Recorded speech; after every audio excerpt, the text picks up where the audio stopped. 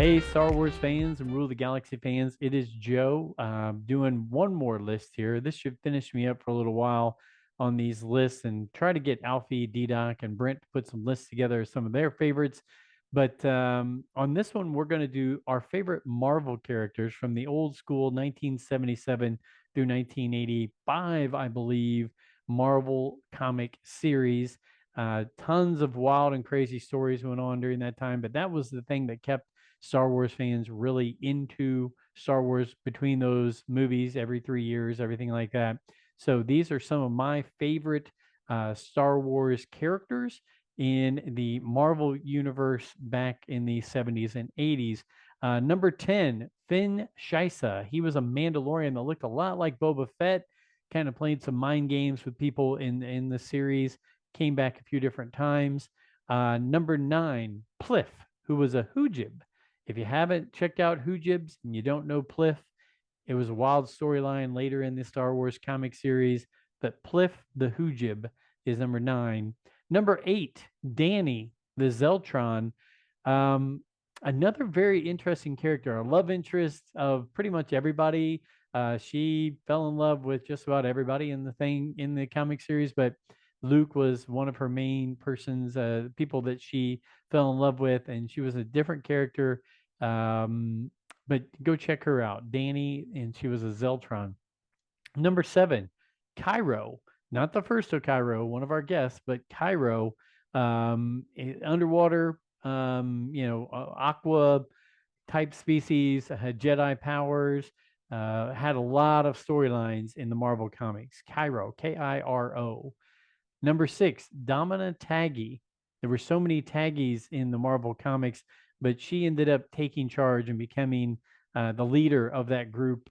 She cut deals with Darth Vader. She was a very dominant character and was working for her own ends there. But Domina Taggy really liked that character. Jolly, one of Scott Riffin's favorite characters, and she had never been kissed. Just poor Jolly. She finally got a kiss after she died from Han Solo. But very cool character, and she was more at the beginning of the Marvel comic series. Crimson Jack, exactly what you think. Big guy, always running around looking like a pirate, big red beard and flaming red hair. Crimson Jack, uh, just really cool, fun character to start the Marvel series after we were done with some of the Star Wars movies. He was in there between Star Wars and Empire Strikes Back. Number 3, Shira Bree, who then turned into Lumaya.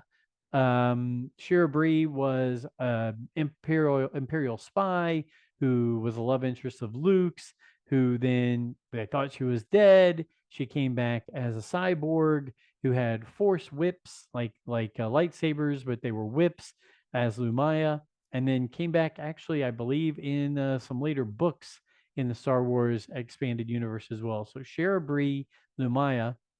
Number 2, Valance the Hunter. He was the cyborg who couldn't live with himself because he was part man, part droid.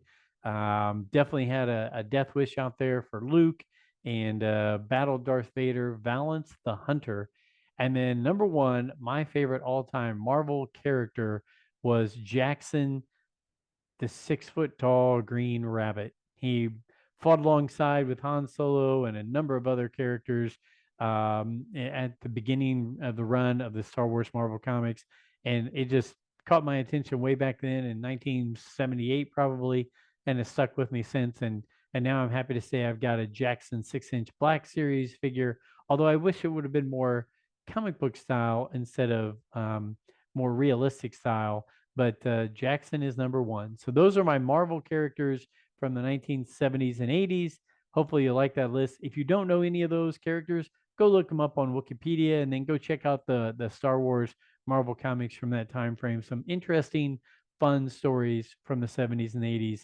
And email us with your thoughts at ruletheGalaxySW@gmail.com. Go, please subscribe to our podcast, Rule the Galaxy. And until next time, may the force be with you.